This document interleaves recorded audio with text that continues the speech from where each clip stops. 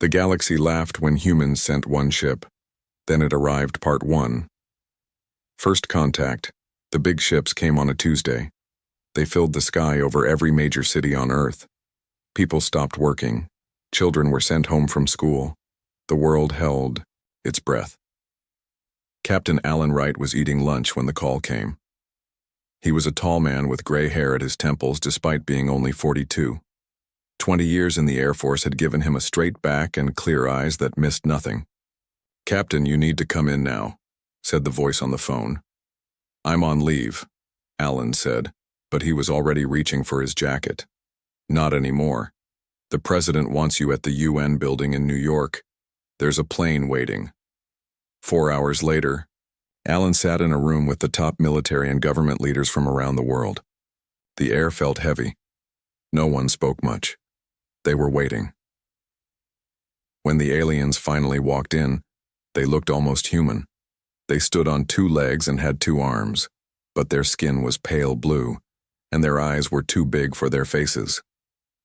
"I am Ambassador, Secretary of the Viridian Collective," said the tallest one. Its voice sounded like music played slightly out of tune. "We represent the Galactic Council, a union of 327 advanced civilizations." The room stayed quiet. Alan watched as the president's hands shook slightly before she clasped them together. "Earth has been monitored for some time," continued Ziktar. "Your species has reached a point where contact is necessary. You have begun to explore space. We are here to guide you." "Guide us?" asked the president. "Yes. All young species require guidance. The galaxy is a dangerous place. You will be given observer status in the council, limited trading rights, access to certain technologies." The Chinese premier leaned forward. "And if we want more than observer status?" The alien's large eyes blinked slowly. "That is not possible at this time. Your species is not ready. You are too violent, too unpredictable. This is for your protection." Alan felt something cold settle in his stomach. He had heard this kind of talk before, the kind of talk that came before terms were dictated. The meeting lasted for hours. The aliens showed videos of their worlds, gleaming cities that floated in the air, ships that could cross the galaxy in days, medicine that could cure almost any disease, but for each wonder they showed there were 100 things they would not share. Not yet. Not until humans proved themselves worthy. "We will allow 1 human representative to join the council as an observer," said Ziktar. "The rest of your species will remain here, under our protection." "You mean under your control," said Alan, speaking for the first time. All eyes turned to him. Ziktar's head tilted. "Your name?" "Captain Alan Wright, United States Air Force." "Captain Wright, you misunderstand. We have seen species like yours before. Without proper guidance, you will destroy yourselves or become a threat to others. This is the standard protocol." The word protocol made Alan's jaw tighten. This wasn't a meeting. It was an announcement of how things would be. The aliens left after setting up a communication system. They would return in 1 month for Earth's answer, though it was clear they expected only one response. The world's leaders argued for weeks. Some wanted to fight. Others wanted to accept the aliens' terms. In the end, they publicly agreed to the observer status. What choice did they have? But in secret, another plan formed. 3 months after the aliens left, Alan found himself in an underground base in Antarctica. The cold outside was terrible, but the base was warm and busy with activity. "Captain Wright," said a woman with red hair tied back in a tight bun. She wore a lab coat with the name Dr. Samantha Foster on the pocket. "Thank you for coming." "I was ordered to come, Doctor," said Alan. "I still don't know why." Samantha smiled and led him through a security door. "Because you were the only one who spoke up in that first meeting, and because you're the best pilot we have." They entered a massive room carved out of the ice. In the center sat a ship unlike anything Alan had ever seen. It was sleek and dark, with lines that seemed to pull at his eyes. "What is that?" he asked. "That is the ISV Defiant," said Samantha. Interstellar Vessel Defiant, the first and only ship of Project Horizon. Alan walked closer. The ship wasn't large, maybe the size of a naval destroyer. How? The aliens didn't give us this technology. No, they didn't. But they did bring their ships close enough for us to scan. And they did leave behind some interesting trash when they visited. We've been working day and night reverse engineering what we could, guessing at the rest. Does it work? In theory. We need a crew to find out. Alan looked at her. And you want me to be what? The captain? Yes. We're gathering the best from around the world, scientists, engineers, soldiers, people who can think on their feet. The aliens will stop us. Only if they notice us, said Samantha. They think we're children. They're not watching closely. Alan touched the ship's hull. It felt warm like living metal. Even if we get past them, then what? One ship against an entire galaxy? We're not trying to fight the whole galaxy, said Samantha. We're going to find allies. The Galactic Council has been around for thousands of years. There must be others who don't like their rules. This is crazy, said Alan. But he was already imagining what it would be like to fly this ship. It is, agreed Samantha. But it's better than sitting here, waiting for permission to join the grown-ups table. 6 months later, the ISV Defiant was ready. The crew of 100 had trained in secret. They had learned to use the new technology. They had prepared as best they could. On launch day, Alan sat in the captain's chair. Samantha stood nearby, as chief engineer. The rest of the crew was at their stations. All systems ready, Captain, said Samantha. Alan looked at the main screen, which showed the ice doors above them starting to open. Beyond those doors was the sky. Beyond the sky was space. And somewhere out there, a galaxy that thought it knew what humans were capable of. Let's prove them wrong, said Alan. Launch the ship. The ISV Defiant rose from Earth silently, its advanced engines leaving no heat trail for the alien monitoring stations to detect. By the time anyone noticed, the ship had already jumped into deep space. In the Galactic Council meeting hall, an aide whispered into Ziktar's ear. The ambassador's large eyes widened briefly. The humans have launched a ship? He asked. One ship? The Galactic Council members looked at each other and laughed. What could one human ship possibly do? They would find out soon enough. The galaxy laughed when humans sent one ship. Then it arrived part 2. The outsiders' 5 years passed. The ISV Defiant traveled farther than any human had gone before.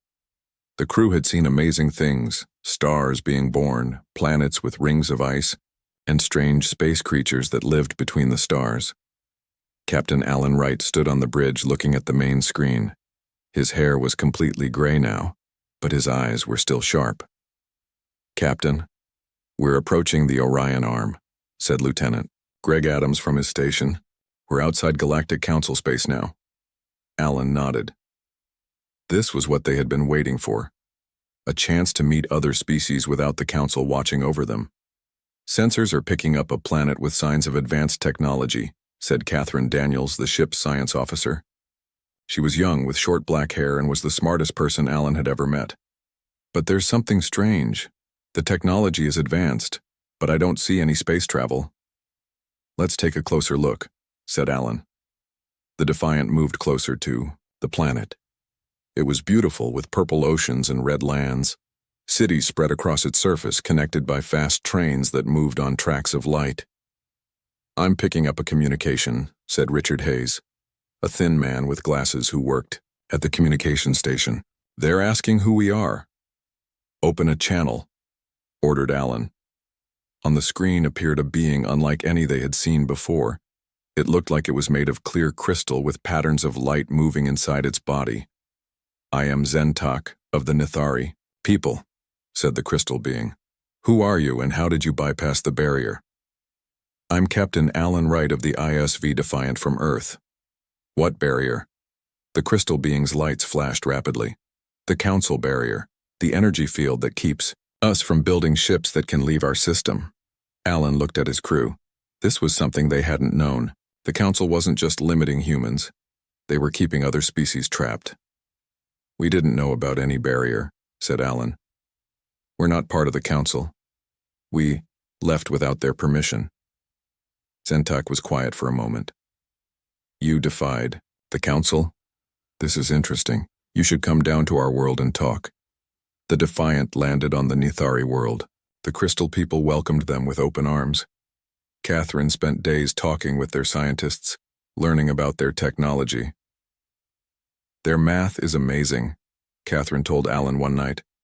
They can solve problems in seconds that would take our computers years. But the council has kept them from using their knowledge to build ships. Why would the council do this? Asked Alan. Control, said Samantha Foster, walking into the room. Her red hair had streaks of gray now. The council doesn't want competition. They keep species like the Nithari and us under their thumb. The Nithari told me about others, said Catherine. Species on nearby worlds who are also kept from reaching their potential. Alan made a decision. We came looking for allies. Let's find them. Over the next few months, the Defiant visited many worlds beyond council space. On the water world of Kepler 438b, they met the Lemurans, a species that looked like a mix between humans and fish. The Lemurans lived under the rule of council mining companies that took their planet's resources. John Miller, a strong man with dark skin who led the ship's security team, helped the Lemurans fight back. They destroyed the council's mining machines and took control of their own resources again. The council has been lying to everyone, John told Alan after they left Kepler 438b. They say they're protecting the galaxy, but they're just using everyone else. The Defiant's next discovery was the strangest yet. While hiding from a council patrol ship, they drifted into a cloud of dust and gas. Inside the cloud, they found ships of many shapes and sizes, all hiding together. We are the Veil Nomads, explained their leader, a tall, thin being with 6 arms. We have lived between the stars for generations, away from the council's eyes. Richard Hayes spent weeks learning the Nomads' language and history. They were once part of the council, he explained to Alan, but they disagreed with the council's rules and left. They've been hiding and collecting forgotten knowledge ever since. What kind of knowledge? Asked Alan. Ancient technologies. Ways of traveling through space that the council says are too dangerous but really aren't. The council likes their way of doing things and doesn't want change. As the Defiant continued its journey, word spread among the outsider species. Humans had come. Humans who didn't follow the council's rules. Humans who wanted to help others be free. One by one, representatives from these species asked to join the Defiant's crew. The Crystal Nithari taught them how to improve their computers. The Lamarans showed them how to heal wounds faster. The Veil Nomads gave them better ways to hide from council ships. When the Defiant visited Earth's secret colony on a distant moon, Alan met with the leaders from home. We never expected this, said the president, looking at the reports. We sent you to find help against the council. Instead, you've started a movement. These species were already unhappy, said Alan. We just showed them they weren't alone. The council is starting to notice, warned the president. They're asking questions about missing ships and rebellious planets. They still think Earth is just sitting quietly, waiting for permission to join their club. But that won't last forever. We need more ships, said Alan. The Defiant can't do this alone anymore. The president nodded. We've been building more, in secret, using what you've sent back to us, but we need time. Then we'll give you time, said Alan. We'll keep the council busy looking at the edges of their space while you prepare. Back on the Defiant, Alan gathered his crew and their new alien friends. The ship that had left Earth with 100 humans now carried over 200 beings from a dozen different worlds. The council has ruled the galaxy for thousands of years, he told them. They think they know everything. They think they can predict what every species will do. But they've never met humans before, and they've never seen what happens when the outsiders work together. The crew cheered. The Defiant's engines hummed as it prepared to jump to its next destination. On the bridge, Alan looked at the stars on the main screen. Where to, Captain? Asked Greg. Alan smiled. The council thinks we're just one ship, lost in the dark. Let's show them how wrong they are. The Defiant disappeared into the depths of space, carrying with it the hopes of many worlds. The revolution had begun. The galaxy laughed when humans sent one ship. Then it arrived, Part 3. The adaptive edgeword spread through council space about the human ship. Most council members laughed it off. One ship could not change the way things had been for thousands of years. The council had millions of ships. They had weapons that could destroy planets. What could one human ship do? Then reports started coming in. A mining station destroyed. A prison planet with all its inmates gone. Communication centers going silent. Always, witnesses reported seeing the same ship. A dark vessel that appeared from nowhere and vanished just as quickly. In the grand meeting hall of the Galactic Council, Ambassador Ziktar stood before the High Council. "These humans are becoming a problem," said the head counselor, a being, made of pure energy contained in a floating metal shell. "You said they were primitive." "They were," said Ziktar. "They should be. Their technology was centuries behind ours. And yet their ship continues to evade our best patrols," said another counselor. "This ends now. Send 3 battle cruisers to hunt them down." Near the Cygnus crossing, a region of space where stars were packed close together, the ISV Defiant drifted silently. Its dark hull absorbed light rather than reflecting it, making it hard to see against the blackness of space. On the bridge, Captain Alan Wright studied the star maps with Greg Adams. "The Lamaran homeworld is here," said Greg, pointing to a blue dot. "If we go through the crossing, we can reach it in 2 days." Alan nodded. "Plot the course." Samantha Foster walked onto the bridge. In the 7 years since leaving Earth, she had become more than just chief engineer. She was the heart of the ship, the one who kept the Defiant running even when it seemed impossible. "Captain, the new crystal computer core is online," she said. "The Nithari engineers say it's working better than expected." "Good," said Alan. "We'll need every advantage. Council patrols have doubled in this sector." Suddenly, alarms blared throughout the ship. Catherine Daniels looked up from her science station, her face pale. "3 council battle cruisers just appeared," she said. "They're blocking our path through the crossing." Alan's jaw tightened. They were waiting for us. The main screen showed 3 massive ships. Each one was at least 20 times larger than the Defiant. Their hulls gleamed silver in the light of the nearby stars. Weapons ports opened along their sides. "They're hailing us," said Richard Hayes. "Put them through," said Alan. The face that appeared on the screen belonged to a council military commander. His skin was deep purple and his 4 eyes blinked in sequence. "Human vessel," said the commander. "You have violated council law. Power down your engines and prepare to be boarded." Alan stood straight. "This is Captain Alan Wright of the ISV Defiant. We claim the right of free passage." "There is no such right for unregistered species," said the commander. "This is your only warning. Surrender or be destroyed." The screen went dark. "They're charging weapons," reported Catherine. Alan looked around at his crew. Humans stood side by side with Crystal, Nithari, fish-like Lemarans, and the thin, many-armed Veil nomads. Each brought different skills, different ways of thinking. Together they had done the impossible many times. "They expect us to surrender or run," Alan told his crew. "Let's show them what humans do instead." He turned to Samantha. "Is the new shield ready?" Samantha nodded. "The Lamaran biocircuits are connected to the Nithari crystal matrix, but it's never been tested in battle. No time like the present," said Alan with a small smile. "Security team to battle stations." Maria Collins, a woman with short brown hair who led the security team, nodded. "Ready, Captain." The first shots from the council ships should have cut the Defiant in half. Instead, the new shields absorbed the energy and redirected it around the ship. "Shields holding at 90%, reported Samantha. "They're firing again," said Catherine. The council ships launched a full attack. Energy beams and explosive projectiles filled space between the ships. The Defiant shook but held together. Their targeting systems are looking for standard shield patterns. explained one of the Veil nomads at the engineering station. Our shields don't work like theirs. Alan nodded.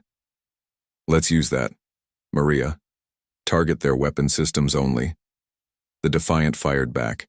Instead of trying to destroy the much larger Council ships, they aimed for specific points. The Nithari crystal.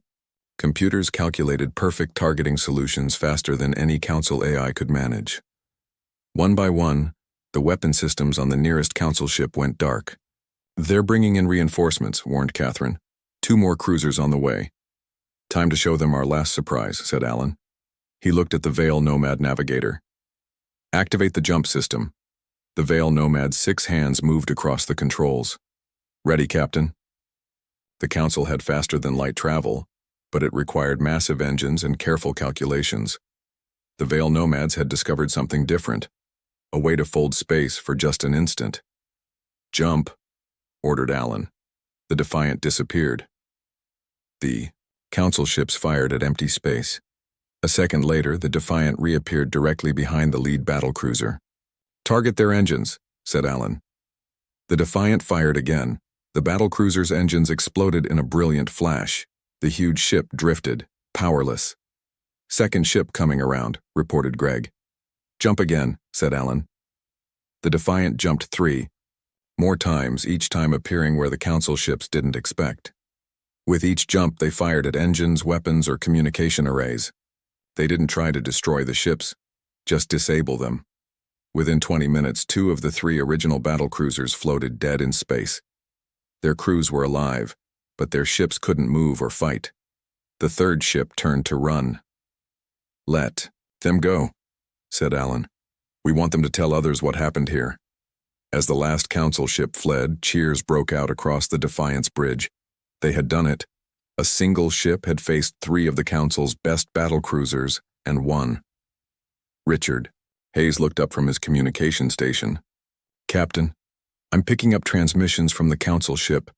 They're telling everyone what happened. No one believes them. Alan smiled. They will soon enough. Back on Earth, Dr. William Jackson stood in a massive underground hangar. Around him, 20 ships were under construction. Each one incorporated the lessons learned from the Defiant's journey. We just got the news, said his assistant. The Defiant won a battle against 3 Council battlecruisers. William nodded. Then it's time. Launch the first 5 ships. Let's show the Council that the Defiant isn't alone anymore. Across the galaxy, the news spread like wildfire. The impossible had happened. A single ship from a primitive world had defeated the Council's finest. And rumor had it, more human ships were coming. The galaxy had laughed when humans sent 1 ship. No one was laughing now. The galaxy laughed when humans sent 1 ship. Then it arrived. Part 4. The Council fractures. The Great Hall of the Galactic Council had never been so loud.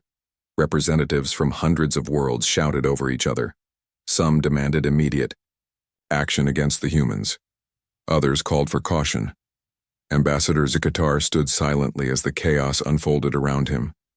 His mission to keep Earth contained had failed completely. Now the Council itself was in danger of falling apart. Silence, called the head counselor, his energy form glowing brighter with anger. This disorder is beneath us. We have ruled the galaxy for 10,000 years. We will not be undone by 1 primitive species. An aide rushed into the hall and whispered to the head counselor. The glowing being's light dimmed for a moment. What is it? Asked another council member. 5 more human ships have been detected, said the head counselor. They have appeared at different points across council space. Panic spread through the hall again. We cannot allow this rebellion to continue, said the representative from the Solari Directorate, one of the oldest council members. The Solari were tall beings with gold skin who had been among the founders of the council. I recommend we destroy Earth immediately as an example to others. I disagree, said a small, round being who represented the Antari trading houses. These humans have shown remarkable abilities. Perhaps we should reconsider our position, offer them full membership.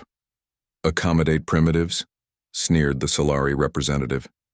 Next, you'll suggest we welcome those crystal people or the fish creatures they've been associating with. And why not? Asked a new voice.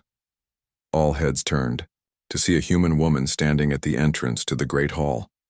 She wore a simple blue uniform with Earth's flag on the shoulder. Her gray hair was pulled back in a neat bun. "Who are you?" demanded the head counselor. "How did you get in here?" "My name is Patricia Hall, Earth's new representative," said the woman. "As for how I got in, your security systems are designed to keep out anyone who doesn't belong. But that assumes you get to decide who belongs." Hall walked calmly to the center of the hall. Council guards moved to stop her, but the head counselor waved them back. He was curious what this human would say. "Earth was offered observer status," said the head counselor. "You have no right to speak here." "Rights are not given, they are taken," said Hall. "Just as you took the right to rule the galaxy, just as we are taking our right to be heard." The hall fell silent. No one had ever spoken to the council this way. "You call us primitive," continued Hall, "but in the short time since we learned of your existence, we have matched technologies that took you centuries to develop. Not because we're special, but because we think differently. We try new things. We adapt. And cause chaos," said the Solari representative. "Your ship has been freeing prisoners, destroying mining operations, interfering with council business across the galaxy." "Yes," agreed Hall, "because your business has been keeping other species down. The Nithari could have taught you new ways to compute. The Lemurons could have shared their biological science. The Veil nomads could have shown you better ways to travel between stars. But you classified them all as primitive and kept them isolated. For their own protection," said Zakatar, speaking at last. "As we tried to protect Earth," Hall laughed. "Protection? Is that what you call it when you put a fence around someone and tell them they can't leave? Where I come from, we call that a prison." She turned to address the entire council. "But we're not here to overthrow you. We're here to offer something better. A true galaxy of equals. No more primitive classifications.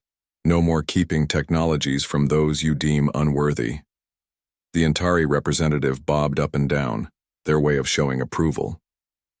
"The human speaks sense. Times change. Perhaps the council should change too." For hours the debate raged. The oldest council members refused to consider change. The newer ones, especially those who had suffered under council restrictions themselves, were more open to Hall's ideas. Outside the council building, crowds gathered. News of the human representative's speech had spread quickly. Species that had never been allowed into council space arrived in ships of all shapes and sizes. The Solari representative looked out at the growing crowd. "This is an invasion." "No," said Hall. "This is a revolution. Peaceful, I hope. But that depends on you." Meanwhile, across the galaxy, the Defiant and the other human ships continued their work. But now they didn't hide. They openly visited worlds that had been kept isolated, sharing technologies and ideas that the Council had kept secret. Captain Alan Wright stood on the bridge of the Defiant, looking at the main screen. It showed a Nithari crystal ship flying alongside them. The crystal beings had built it in just 2 months once they learned how the council barrier around their world worked. "Beautiful, isn't it?" said Catherine Daniels, standing beside him. Alan nodded. "7 years ago we left Earth hoping to find allies. I never imagined it would lead to this. Humans have a gift for bringing people together," said Catherine. "Even people made of crystal or water or gas." On a small moon near the edge of council space, Dr. William Jackson met with representatives from over 50 different species. None of them had ever been allowed full council membership. All of them had technologies or knowledge that could help others. "If the council won't change," he told them, "then we'll build something new. A galactic confederation where all species are welcome, where knowledge is shared, not controlled." Back in the council hall, the debate had reached a breaking point. The council was splitting along ideological lines. The old guard, led by the Solari, refused to give up any power. The reformers, led by the Antari, supported Hall's vision of equality. "This is your last chance," said Hall. "Join us in building a better galaxy or be left behind by history." The head counselor's energy form flickered as he considered the options. For 10,000 years, the council had ruled without challenge. But in just a few short years, humans had changed everything. We will need time to consider these matters, he said finally. Of course, said Hall, but don't take too long. The galaxy is changing, with or without your approval. As she left the council hall, Hall smiled to herself. The old council was already dead. They just didn't know it yet. What would replace it remained to be seen, but for the first time in thousands of years, the future of the galaxy was open to new possibilities. And it had all started with one ship. The galaxy laughed when humans sent one ship, then it arrived, Part 5. A new galactic order. 10 years had passed since the ISV Defiant first left Earth. 10 years that had changed the galaxy forever.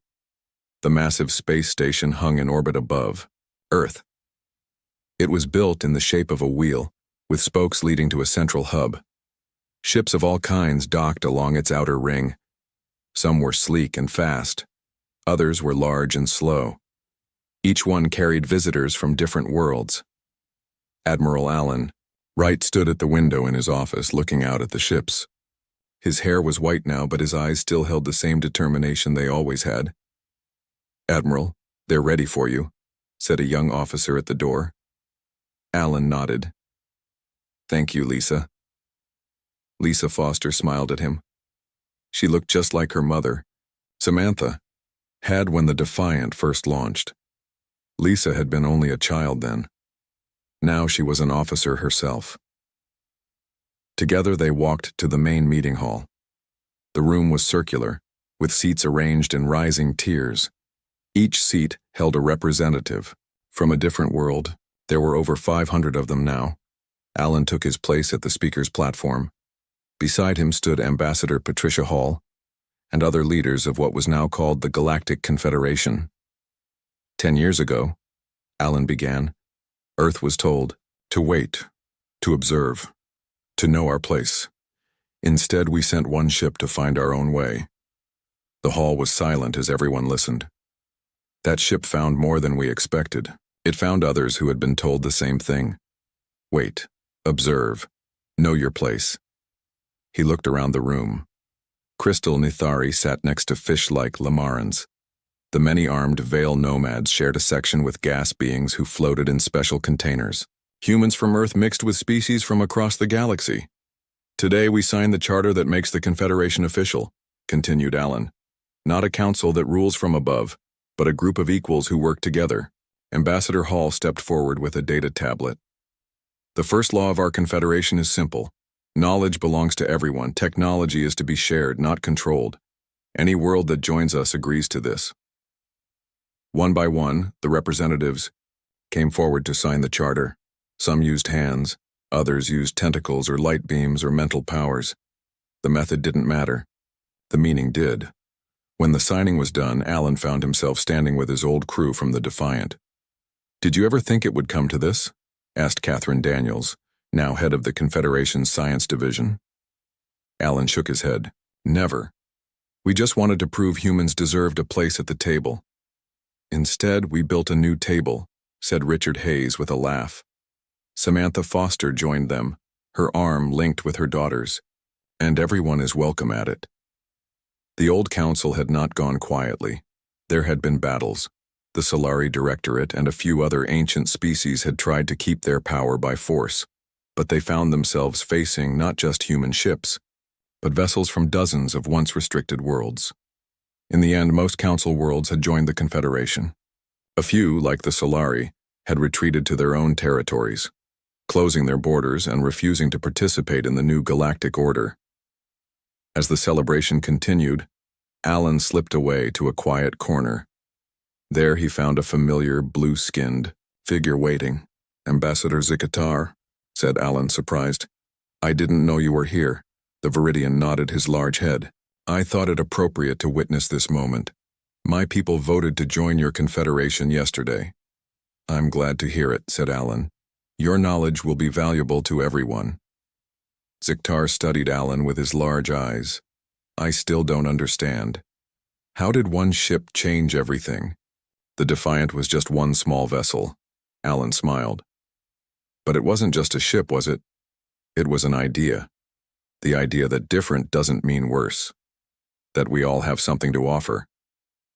The council believed order was more important than freedom, said Ziktar, and we believed freedom leads to a better kind of order, said Alan.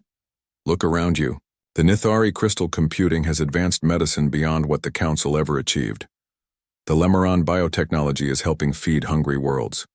The Veil Nomad's jump drive has opened new parts of the galaxy for exploration.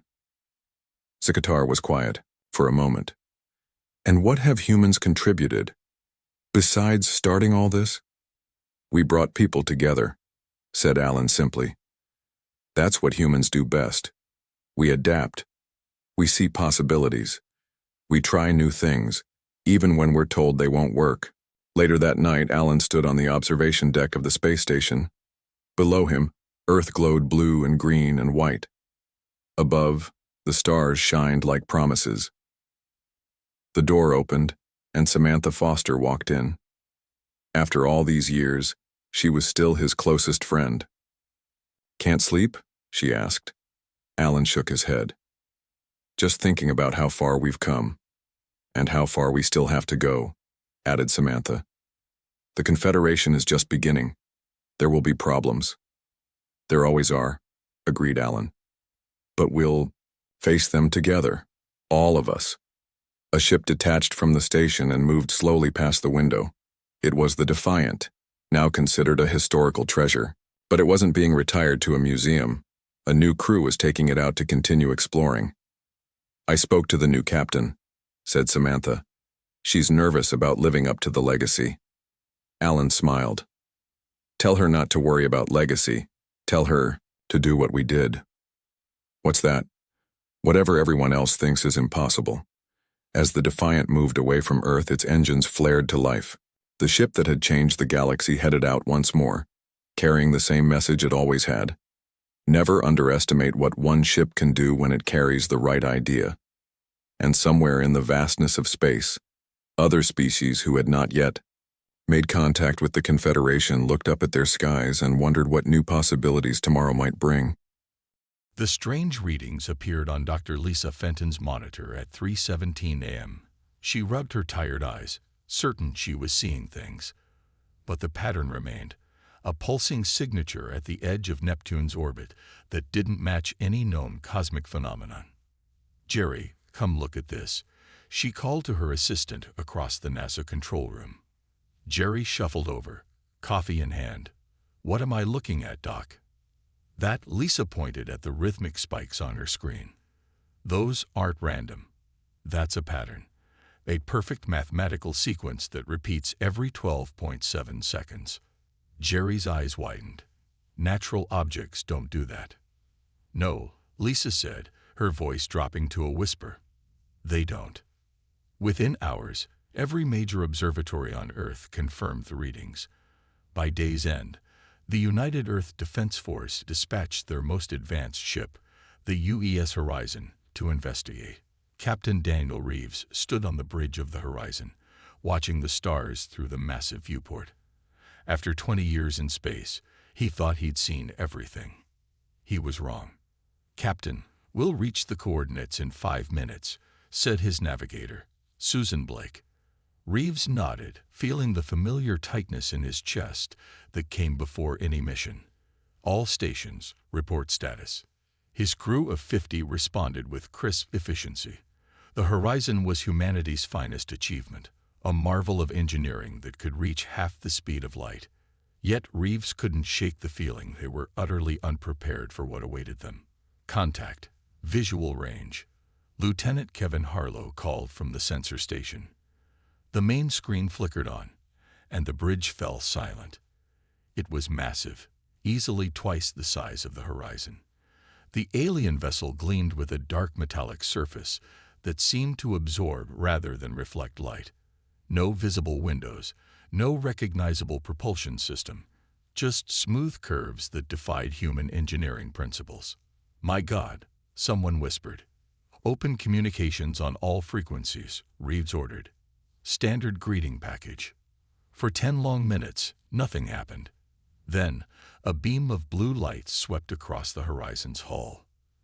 "They're scanning us," Harlow reported. The ship's speakers crackled.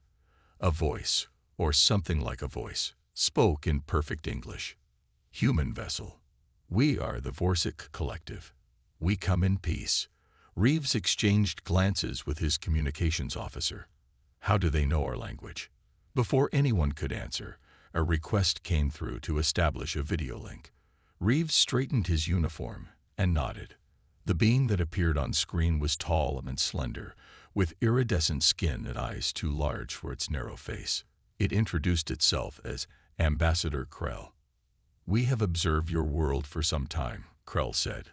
"We wish to establish diplomatic relations with Earth." Over the next 6 hours, Reeves and his team engaged in careful conversation with the alien.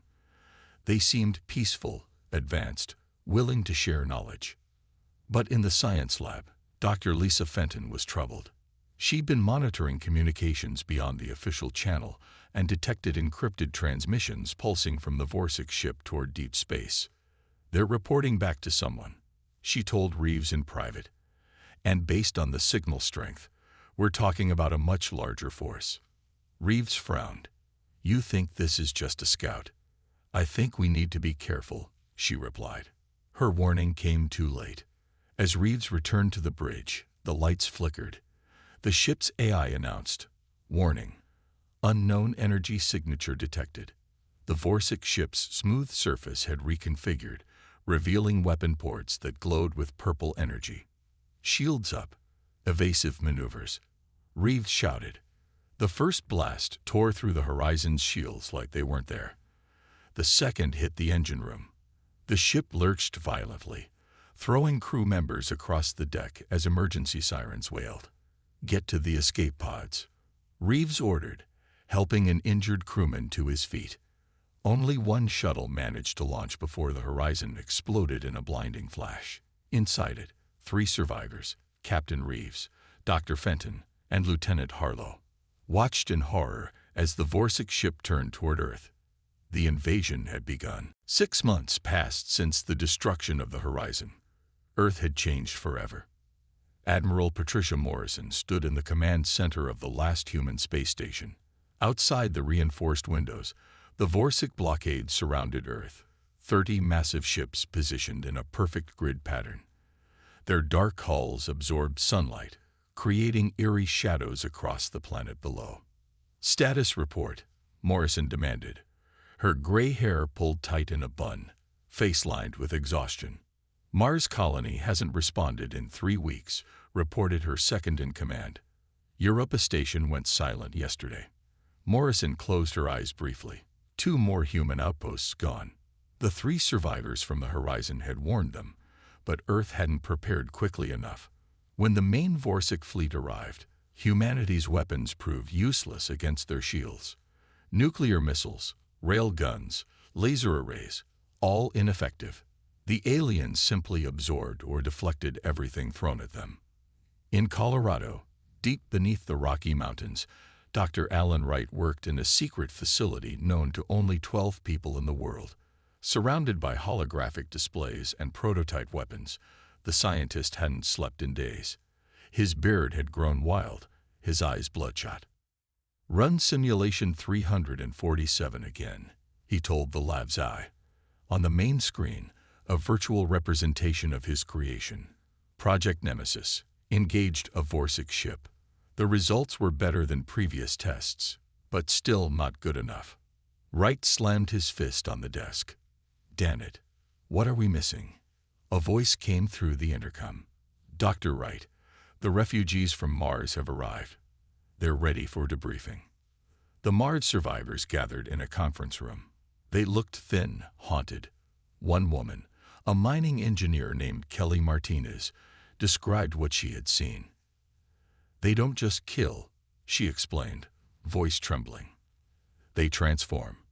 They change the atmosphere, the soil composition. It's like they're terraforming Mars to suit themselves. Anyone who gets in the way is eliminated." "How do they fight?"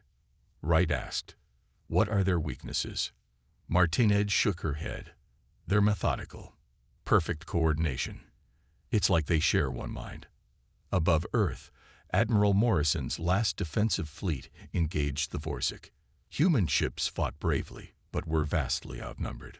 Morrison watched from her command ship as Earth's orbital platforms, their last line of defense, exploded one by one. 70% of orbital defenses are gone, her tactical officer reported, voice shaking. Morrison made the hardest decision of her career. Send the order. All remaining ships. Execute Protocol Omega. Protocol Omega meant retreat. Survival. Hiding what remained of Earth's fleet in pre-designated locations across the solar system. It meant accepting that they couldn't win this fight. Not now, not with their current weapons. As Morrison gave the order, her ship took a direct hit. The bridge erupted in flames and screams. "Admiral!" Someone shouted through the smoke. "We need to evacuate." Morrison looked one last time at the tactical display, watching as the Vorsic ships began their descent toward Earth's atmosphere. She nodded grimly and followed her crew to the escape pods. On Earth, the first Vorsic landing ships touched down in major cities: New York, London, Beijing, Moscow. Their forces moved with precision, establishing control zones and processing centers for humans. In the Appalachian wilderness, former Marine Sergeant Eric Summers watched the distant glow of burning cities. Around him, 20 survivors huddled in an old hunting cabin. Soldiers, civilians, a doctor, 2 children. "What do we do now?" asked a young woman clutching a shotgun. Summers checked his rifle. "We fight. We watch. We learn their patterns. And we wait for an opening." "Wait for what?" someone asked. "The military is destroyed. The government's gone dark." Summers looked up at the night sky, where Vorsic ships glowed like new, malevolent stars. "For a miracle," he said quietly, "or for someone to build one." Deep in his mountain laboratory, Dr. Wright received an encrypted message from Admiral Morrison's escape pod. The message contained just 4 words. "Activate Project Nemesis now." Smoke filled the air over what was once New York City. Vorsic patrol ships hummed between damaged skyscrapers, while their ground forces moved through the streets with mechanical precision. Sergeant Eric Summers watched from the broken window of an abandoned office building. His resistance group had grown to 57 people in the last month. Not an army, but enough to cause trouble. "They're changing their patrol schedule again," said Becky Ross, a former police officer who tracked Vorsic movements. "3rd time this week." "They learn fast," Summers replied. He lowered his binoculars and turned to his team. "But so do we." The resistance had discovered something important about the Vorsic. Despite their advanced technology, they were predictable. They followed patterns, schedules, and routines without deviation.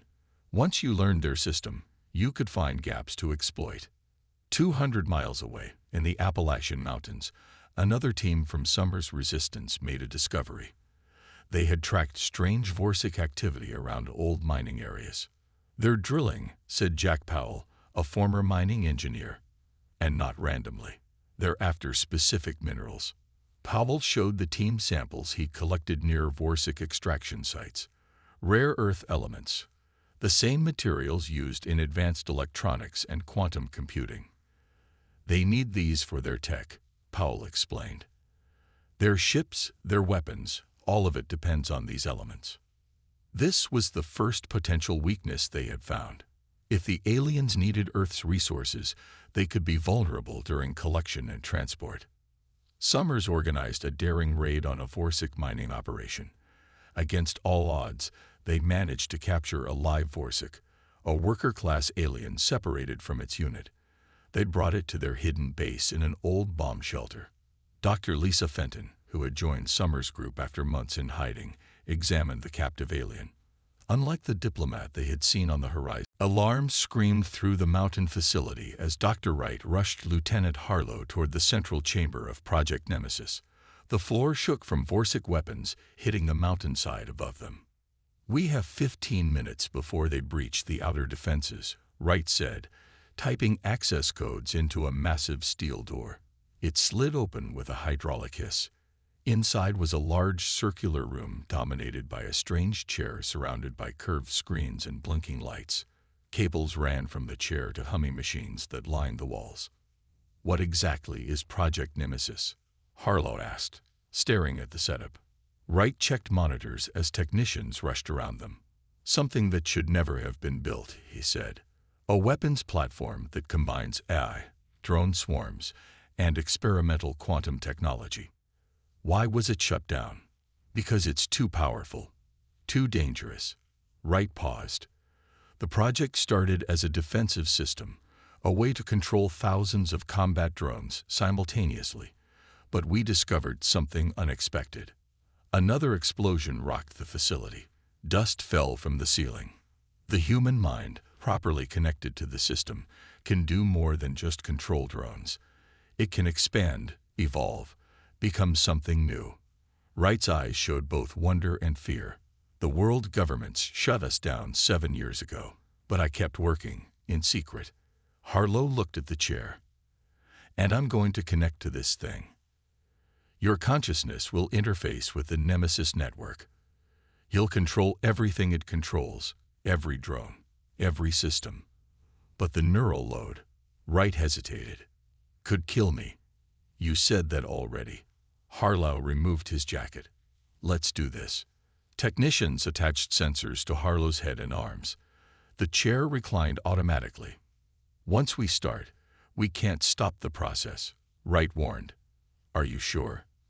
On a security monitor, they watched Vorsic forces cutting through the outer door. Harlow nodded. "Do it." Wright pressed a series of buttons. The machines hummed louder. Harlow's body tensed, his back arching as the neural connection formed. In his mind, Harlow experienced something impossible to describe. His consciousness expanded beyond his body, flowing through digital pathways. He could suddenly sense thousands of dormant drones hidden in silos across the planet. Each felt like an extension of his own body. In the control room, Wright watched Harlow's vital signs with growing concern. Heart rate too high. Brain activity off the charts. "His mind is connecting to the entire network," a technician reported with awe. "All systems coming online." Across the world, in hidden bunkers and underwater bases, thousands of specialized combat drones activated simultaneously. They were unlike anything humanity had deployed before. Sleek, adaptable machines that could fly, swim, or burrow through Earth. Back in the mountain facility, the inner doors began to melt under Vorsic weapons. Security personnel fired desperately at the first aliens pushing through. "We're out of time," someone shouted.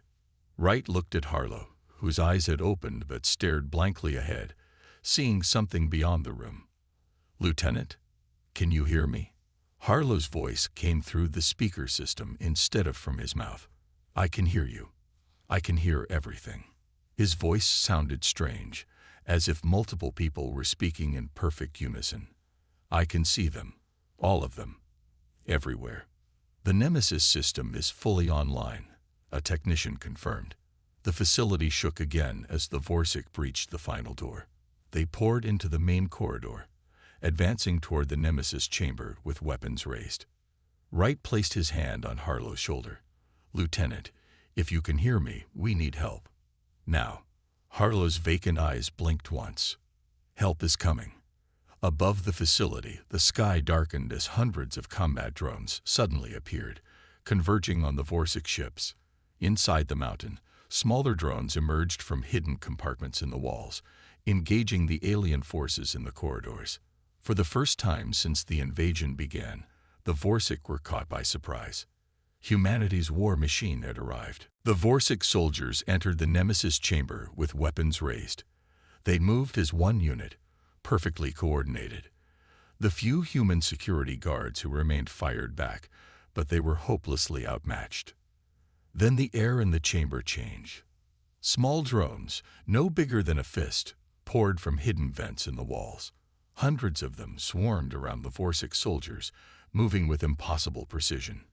Tiny lasers cut through alien armor. Micro-explosives detonated in perfect sequence. The Vorsic fell back, confused by the unexpected resistance.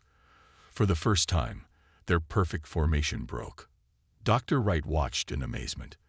The drones moved like a single organism, or like extensions of Harlow's own body. In the neural interface chair, Harlow sat motionless except for his eyes, which darted rapidly behind closed lids.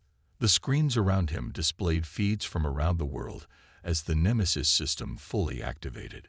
"Lieutenant, can you hear me?" Wright asked. Harlow's voice came through the facility's speakers. "Yes, and more. I can see through thousands of eyes now. The Vorsic are everywhere, but so are we." Outside the mountain facility, larger combat drones engaged the Vorsic ships. Unlike conventional weapons, these drones seemed to adapt instantly to Vorsic defenses. When one attack failed, they immediately tried new approaches. Similar scenes played out across the planet. In New York, Sergeant Summers and his resistance fighters watched in disbelief as swarms of unmarked drones descended on Vorsic positions. The aliens, caught by surprise, retreated for the first time since the invasion began. Admiral Morrison received reports from around the globe. "The Nemesis system is operational," she told her command staff. "For the first time, we're pushing them back." But the most remarkable discovery came from Dr. Lisa Fenton. Studying data from a captured Vorsic worker, she noticed something extraordinary when the Nemesis drones attacked. "The Vorsic can't predict our movements anymore," she told Summers over a secure channel. "Their systems are designed to counter logical, predictable combat patterns, but the Nemesis swarm moves like a human mind.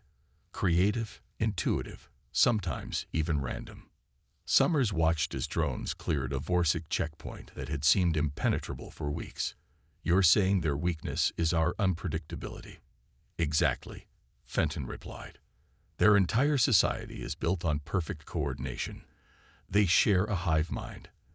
They've never encountered truly individual thinking before." Back in the mountain facility, Harlow experienced something beyond normal human consciousness. His mind expanded through the Nemesis network, controlling thousands of drones simultaneously. He could process information from multiple battlefields at once, making split-second decisions that would be impossible for any computer. But there was a cost. His body temperature rose dangerously. Blood trickled from his nose. "His brain is overheating," a technician warned. Human neural pathways weren't designed for this level of processing. Wright checked Harlow's vital signs with growing concern. "Lieutenant, we need to reduce your connection depth. You're pushing too hard." "No," Harlow's voice replied through the speakers. "I can handle it. And I found something important." On the main screen, a map appeared showing a Vorsic command ship hidden behind the moon. "That's their central coordination point," Harlow explained. "All Vorsic receive instructions from that ship." Admiral Morrison, watching via video link, leaned forward. "Can we reach it?" "The Nemesis drones can," Harlow replied. "But there's more. I can access their communications now. I'm starting to understand how they think." His body tensed suddenly, back arching in pain. "Lieutenant," Wright rushed to his side. Harlow gasped. The lights in the facility flickered. On the screens, drones worldwide faltered momentarily before resuming their attacks. "Something's fighting back," Harlow said, his voice trained. "The Vorsic, they've detected my presence in their network. They're deploying some kind of quantum disruptor." The screens flashed with error messages. The connection was weakening. Wright looked at the battle feeds with growing alarm. Without Nemesis, humanity would lose its only advantage. "They're trying to cut me off," Harlow whispered. "I can't let them." Lieutenant Harlow screamed as the Vorsic quantum disruptor tore through his neural connection. The lights in the facility flickered wildly. On screens around the world, the Nemesis drones faltered, some falling from the sky, others drifting endlessly. "We're losing him," Dr. Wright shouted, rushing to stabilize Harlow's vital signs. "The neural load is too much." In his mind, Harlow fought against a crushing darkness. The vast consciousness he had experienced was fragmenting, breaking apart like shattered glass. The Vorsic were somehow attacking the Nemesis network directly, using a technology that operated beyond normal physics. For 12 agonizing minutes, the connection failed completely. During those minutes, humanity suffered heavy losses as the Vorsic counterattacked with renewed force. In New York, Sergeant Summers and his resistance fighters were forced to retreat as the drones protecting them suddenly dropped from the sky. 3 of his people died covering their escape. What happened? He demanded over the radio. The Nemesis system is down, came Admiral Morrison's grim reply from her submarine command center. We're trying to restore it. In the mountain facility, Dr. Lisa Fenton worked frantically alongside Dr. Wright. The neural interface chair sparked and smoked as its systems overloaded. His mind is still in there somewhere, Wright said, checking Harlow's brain activity. But the Vorsic disruptor is blocking the connection. Fenton studied data from the captured Vorsic worker. Something about the alien's neural patterns gave her an idea. The Vorsic operate on a hive mind principle, she explained. They've never encountered truly individual consciousness before. That's why the Nemesis system worked initially. It was too unpredictable for them. But now they're blocking it, Wright said. Yes, but they're blocking what they think is a single consciousness, Fenton replied. What if we could make them think they're facing multiple minds? She quickly explained her theory. If they could amplify Harlow's neural signature and split it into multiple patterns, it might create the impression of several independent human minds operating simultaneously. This neural noise could confuse the Vorsic targeting systems. Wright modified the Nemesis interface while technicians worked to stabilize Harlow, whose body temperature had reached dangerous levels. Ice packs were placed around his head and chest. Ready to try? Wright asked when the modifications were complete. Fenton nodded. Do it. They reactivated the neural interface. This time, instead of channeling Harlow's consciousness directly to the drones, the system created dozens of slightly altered copies of his neural pattern, each one different enough to appear as a separate mind. Harlow gasped as the connection reformed. Inside his mind, he experienced a strange doubling effect, as if he were thinking with multiple brains at once. It was disorienting but somehow manageable. Broadcasting neural patterns across all frequencies, a technician reported. On screens around the room, they watched as the Vorsic ships suddenly began to move erratically. The alien forces, so perfectly coordinated before, fell into disarray. It's working, Wright said in amazement. They can't target the neural signals because they can't tell which one is real. Harlow's voice came weakly through the speakers. I'm back in their systems. I can see their communication network. The Nemesis drones reactivated worldwide, once again fighting with human unpredictability. But now they had an additional advantage. The Vorsic couldn't coordinate their defense effectively. In cities across the planet, resistance fighters emerged from hiding to find the Vorsic in confusion. Alien soldiers moved without purpose, sometimes even firing on each other. Admiral Morrison received reports of Vorsic ships retreating from Earth's atmosphere. They're falling back, she told her command staff. For the first time, they're actually retreating. But the victory was far from complete. Through the Nemesis system, Harlow could sense the Vorsic regrouping. Their command ship behind the moon was sending new instructions, adapting to humanity's countermeasures. They're learning, he warned. We've confused them, but they're already developing a new coordination system.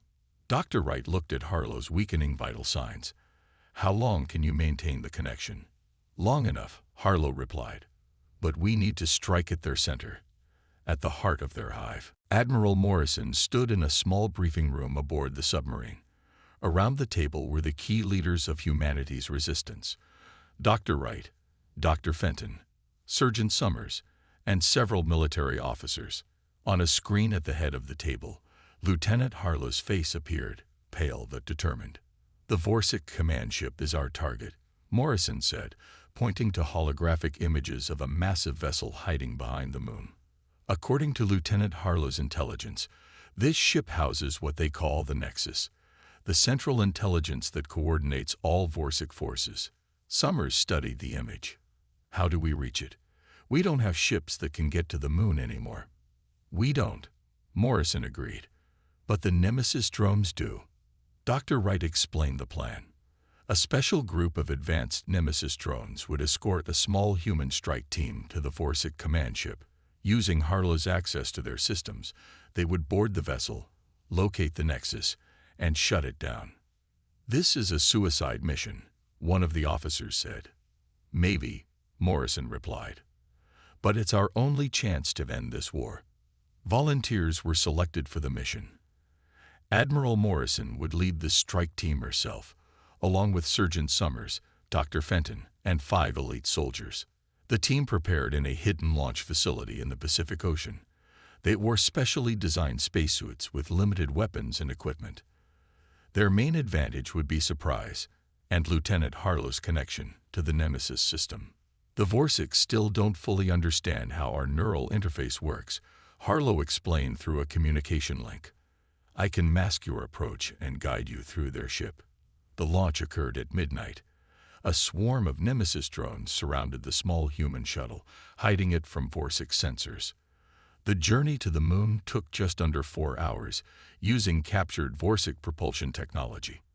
As they approached the massive command ship, the team saw its true scale for the first time. It was the size of a small city, with a smooth, dark surface that seemed to absorb light. "I've identified an access point," Harlow's voice said in their helmets. "Maintenance bay on the lower level." Their attention is focused on Earth right now. The shuttle slipped inside the Vorsic ship without detection. The team moved through dark corridors guided by Harlow's instructions. Occasionally, they passed Vorsic workers who, confused by the neural noise Harlow was broadcasting, simply ignored the human intruders. "We're mapping as we go," Dr. Fenton whispered, scanning the alien technology around them. "This ship is incredible. Their material science is centuries beyond ours." After navigating through a maze of passages, they reached the central chamber. Inside was a pulsing blue sphere surrounded by what looked like liquid metal. "The Nexus." "I'm detecting unusual activity," Harlow warned. "The Nexus knows you're there." The liquid metal began to move, forming into a humanoid shape. It spoke in perfect English. "Humans, I have been waiting for you." Morrison raised her weapon, but the figure made no aggressive move. "I am the Nexus central control of the Vorsic Collective. You have proven unexpected. You invaded our world," Morrison said, "killed millions of our people. The Nexus seemed to consider this. You are the 17th species we have encountered, the only one to offer meaningful resistance. Your minds are different." "Different how?" Dr. Fenton asked. "Unpredictable. Individual. All other species we found shared collective thought patterns, as we do. Your fragmented consciousness should have made you weaker. Instead, it has made you stronger." Summers stepped forward. "Why are you telling us this? We came to destroy you." "I understand your intent," the Nexus replied. "But you should know the consequences. I am the central controller of all Vorsic. If I am destroyed, they will all die instantly. Billions of lives across 17 systems." Morrison faced a moral dilemma she never expected: commit genocide or risk humanity's extinction. "There must be another way," she said. "There is not," the Nexus replied. "Only one species can survive. The choice is yours." Summers checked the explosives they had brought. "Admiral, what are your orders?" Before Morrison could answer, the chamber doors slammed shut. "I cannot allow you to make that choice," the Nexus said, its voice now cold. "The collective must survive." The chamber filled with a strange gas as the Nexus began to shift form again. Admiral Morrison and her team quickly put on their emergency breathing masks. "Lieutenant Harlow, we're trapped," Morrison called through her comlink. "The Nexus has sealed us in." Thousands of miles away, Harlow sat in the neural interface chair, his consciousness still connected to the Nemesis system. Through the drones positioned throughout the Vorsic ship, he could see what was happening. I'm trying to override their security systems, he replied, his voice strained. But the Nexus is blocking me. The liquid metal form of the Nexus expanded, filling more of the chamber. Your species cannot be allowed to threaten the collective. You are too unpredictable, too individual. This makes you dangerous. Dr. Fenton stepped forward despite Morrison's warning gesture. That's what you fear, isn't it? Our individuality. You've never encountered anything like it before. It is chaos, the Nexus replied. Inefficient, wasteful. It's what makes us human, Fenton said. And it's why we'll never surrender. Morrison saw an opportunity in this exchange. We're offering you a third option. Withdraw your forces from Earth and never return. We'll let you live. The Nexus seemed to pause, considering. Impossible. Resources have been committed. The collective has decided. You are the collective, Morrison pressed. You can decide differently. No. The Nexus began to pulse with energy. This discussion is over. Sergeant Summers noticed metal restraints emerging from the walls. Look out. The team scattered as the restraints shot toward them. 2 soldiers were caught immediately, pulled against the wall. I can't hold off the ship's security much longer, Harlow warned through the comm. You need to get out now. Summers reached for the explosives they had brought. We have no choice, Admiral. We have to take it out. Morrison hesitated. Destroying the Nexus meant killing billions of Vorsic across multiple star systems. Could she justify that, even to save humanity? Before she could decide, the ship shuddered violently. A new voice came through their comms. Strike team, this is Dr. Wright. The Vorsic fleet has begun a final assault on Earth. They're targeting our remaining population centers with some kind of planet-killer weapon. We have minutes at most. The choice became clear. Morrison nodded to Summers. Set the charges. As Summers moved to place the explosives, the Nexus attacked again. Metal tendrils wrapped around Morrison's legs, pulling her down. More security drones poured into the chamber. Cover him, Morrison ordered, firing at the drones. Dr. Fenton and the remaining soldiers created a protective circle around Summers as he worked. One by one, they fell to the Vorsic defenses. Charges set, Summers called. 2-minute timer. Everyone out now. But the doors remained sealed. They were trapped with the explosives. Summers looked at the team, then at the small service tunnel he had noticed earlier. It was barely big enough for one person. That tunnel might lead to an escape pod, he said to Morrison. Get the survivors out.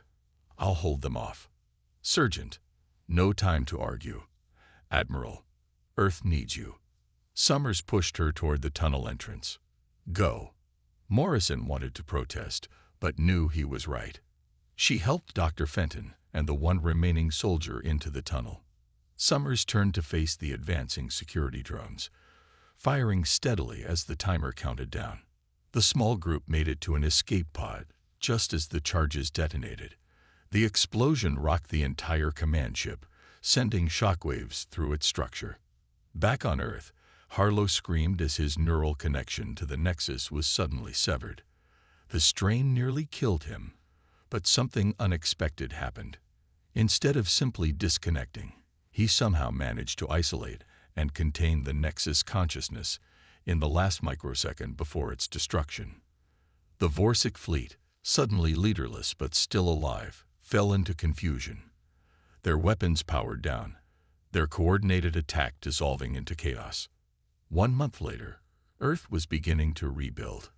Scattered Vorsic ships were being captured or destroyed. Most had simply shut down without the Nexus to guide them. In the mountain facility, Dr. Wright and Dr. Fenton examined Lieutenant Harlow. He had changed fundamentally. His mind now existed partially within the Nemesis system, neither fully human nor machine. I can still sense them, Harlow said, his voice coming simultaneously from his mouth and the facility speakers. New signals from deep space. Some are threats.